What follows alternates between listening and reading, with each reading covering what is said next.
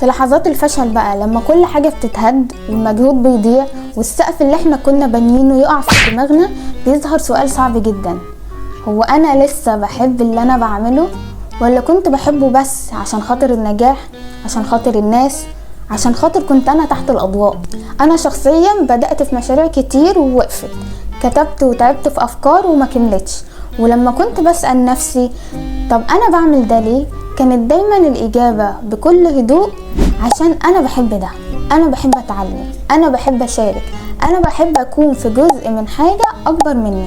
الناس اللي اتخطت الفشل هم لا عبقرة ولا اقوى، هم اللي حبهم للحاجة اللي هم بيعملوها كان اعمق بكتير من الاحباط.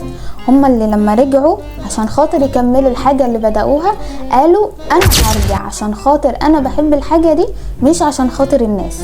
فانت لما هتفشل في الحاجة هتكتشف فعلا هل كنت بتحب الحاجة دي ولا لا. الغرور بيخلينا نربط نفسنا بالنجاح، انا كويس عشان انا نجحت، لكن الحب الحقيقي للحاجة اللي بتعمليها هو اللي هيخليك تكملي حتى لو كل الدنيا ضدك. لما كل حاجة تقع وبتحبي الحاجة اللي انت بتعمليها هتكملي من غير تسقيف، من غير نجاح، حتى لو محدش شايفك.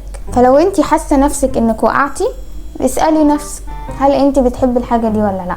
فلو فانت في السكة الصح، وصدقيني ده الحب الوحيد اللي هيشيلك لما الدنيا تقع.